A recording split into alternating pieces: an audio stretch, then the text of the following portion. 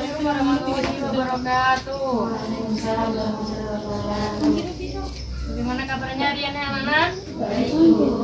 Sebelum kita memulai pelajaran pada pagi hari ini, alangkah baiknya kita berdoa terlebih dahulu. Berdoa.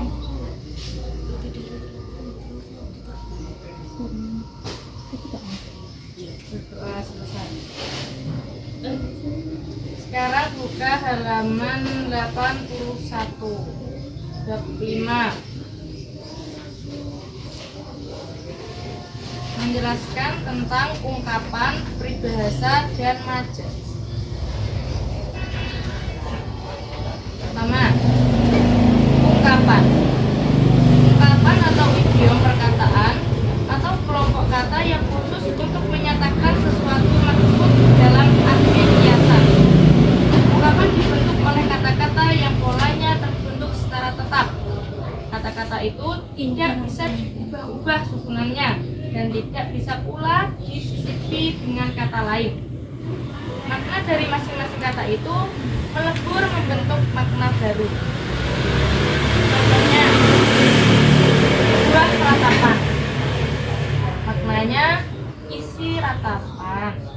Terus buah tangan. Maknanya oleh-oleh. Terus buah hati. Maknanya kekasih. Terus masuk ke peribahasa. Apa sih peribahasa itu? Peribahasa adalah kalimat atau perkataan yang tetap susunannya dan biasanya mengiaskan maksud tertentu. Dari definisi tersebut dapat dirumuskan bahwa ciri-ciri peribahasa adalah sebagai berikut. 1. Merupakan kata atau perkataan yang tetap susunannya. 2. Mengandung makna kias.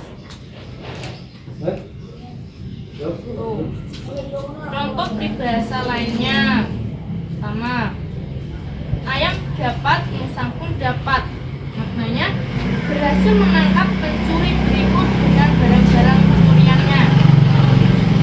Mencapik baju berbeda. Maknanya menceritakan aib sendiri kepada orang lain. Uang ada uang, ada barang. Maknanya bila memiliki banyak uang, maka akan mendapatkan barang yang lebih baik. Terus majas. Majas adalah bahasa kias, bahasa yang dipergunakan untuk menciptakan efek tertentu. Majas merupakan bentuk retoris yang penggunaannya antara lain menimbulkan kesan imajinatif bagi penyimak atau pembacanya. Pada zaman Yunani dan Romawi, majas merupakan hal penting yang harus dikuasai oleh seorang orator. Orator itu adalah ahli pidato. Dengan majas yang itulah para orator dapat mengaruhi para pendengarnya. Dalam pembendaharaan bahasa Indonesia dikenal berbagai jenis bahasa. Secara garis besar, majas-majas tersebut terbagi ke dalam majas perbandingan, pertentangan, pertautan, dan perluangan. Sekarang Ibu akan menjelaskan apa itu majas perbandingan, majas pertentangan, majas pertautan, dan majas perluangan. Ya, sekarang Ibu akan menjelaskan majas perbandingan.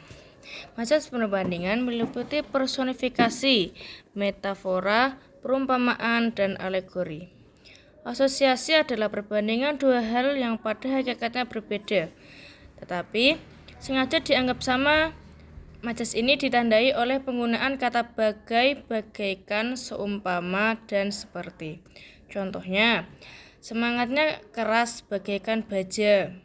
Yang kedua, wajahnya bagaikan bulan purnama.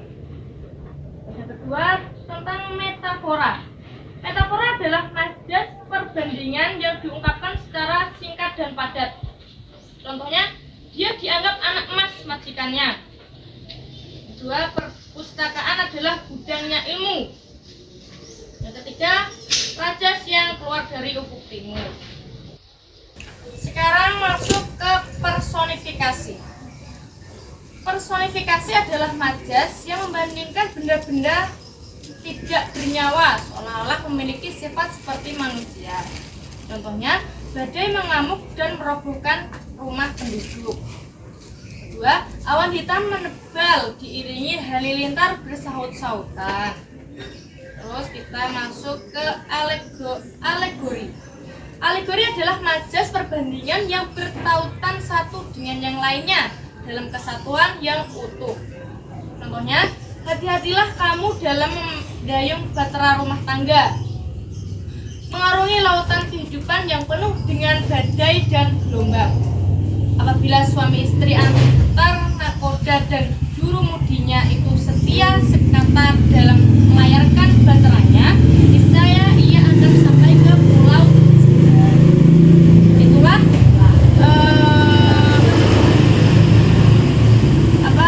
majas perbandingan.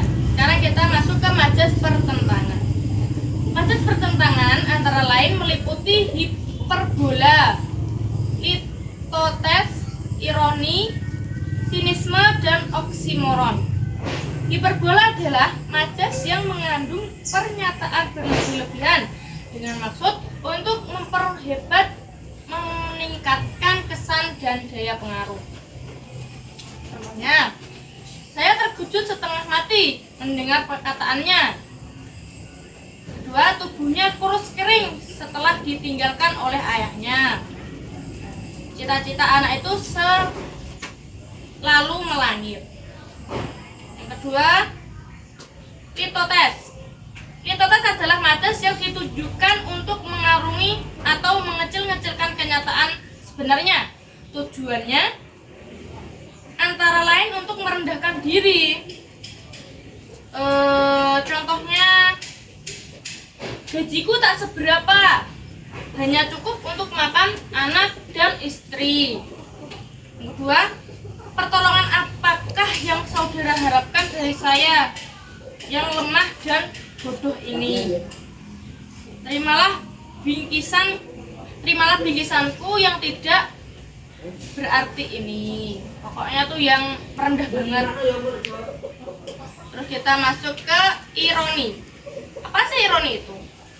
Ironi adalah majas yang menyatakan makna bertentangan dengan maksud untuk menyindir atau memperolok-olok. Contohnya, bagus sekali rapotmu Andi, banyak benar angka merahnya. Rajin sekali kamu, 5 hari kamu tidak masuk sekolah. Itu contoh yang ironi. Sekarang masuk ke sinisme. Sinisme adalah majas yang menyatakan sindiran secara langsung. Contohnya, perkataanmu tadi sangat menyebalkan. Kata-kata itu tidak pantas disampaikan oleh orang terpelajar seperti kamu. Terus kita masuk ke oksimoron. Oksimoron adalah majas yang antar bagiannya menyatakan sesuatu yang bertentangan.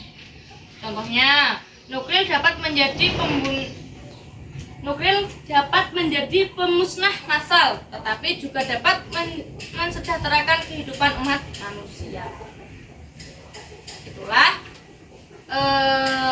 beberapa majas pertentangan. Sekarang kita masuk ke majas pertautan.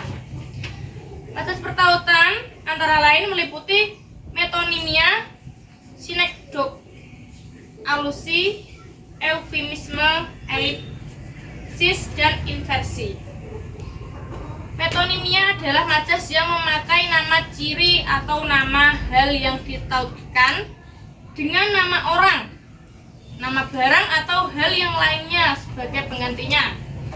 Kita dapat menyebut pencipta atau pembuatnya jika yang kita maksudkan adalah ciptaan atau buatannya. Bisa pula kita menyebut bahan dari barang yang dimaksud. Contohnya, dalam pertandingan kemarin, ayah hanya memperoleh perunggu, sedangkan temannya mendapatkan perak. Ayah baru saja membeli zebra, padahal saya ingin kijang. Terus masuk ke sinekdok. Adalah majas yang menyebutkan nama bagian sebagai pengganti nama keseluruhannya atau sebaliknya. Majas ini terbagi ke dalam dua jenis. Yang pertama pras prototo dan tonem propat.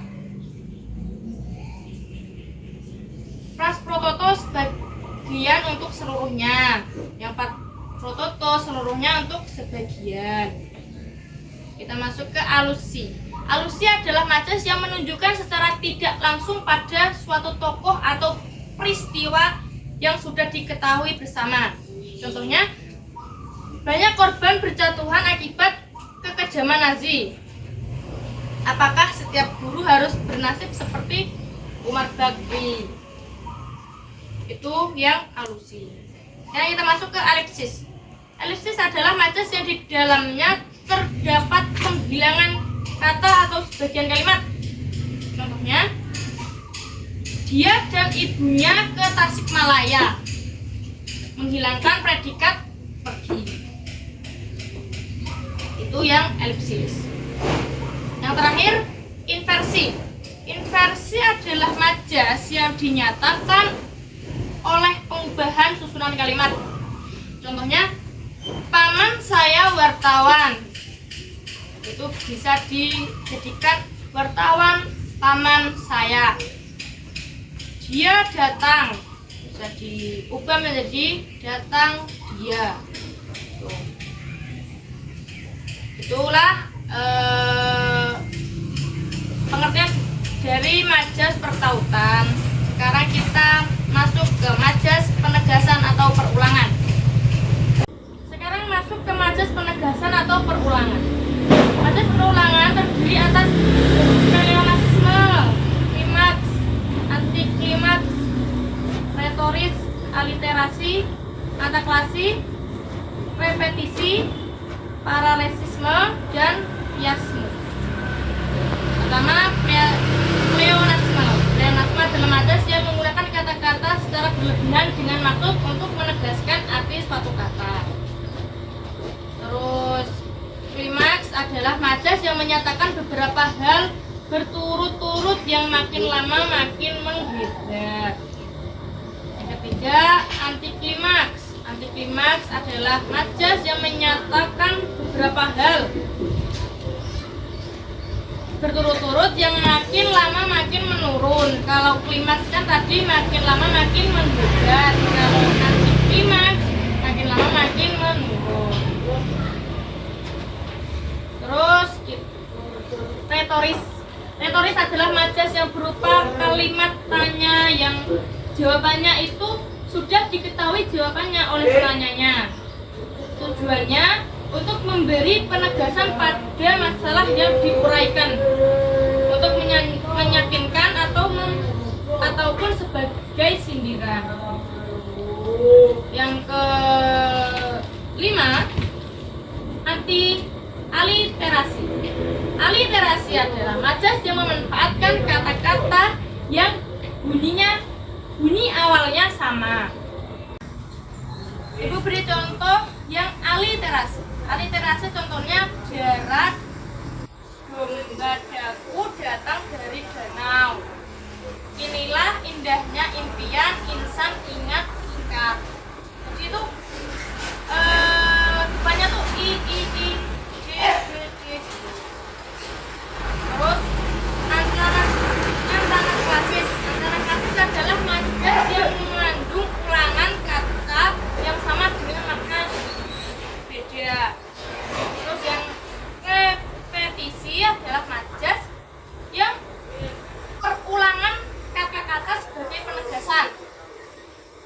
Yang paralelisme adalah majas perulangan sebagaimana halnya repetisi, hanya disusun dalam baris yang berbeda, biasanya terdapat dalam puisi.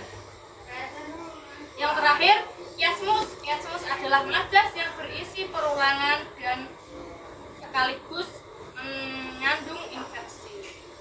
Itulah pengertian dari majas penegasan. Baiklah anak-anak, Ibu kira pelajaran pada pagi hari ini sudah cukup. Sekian dari saya. Wassalamualaikum warahmatullahi wabarakatuh. Waalaikumsalam warahmatullahi wabarakatuh.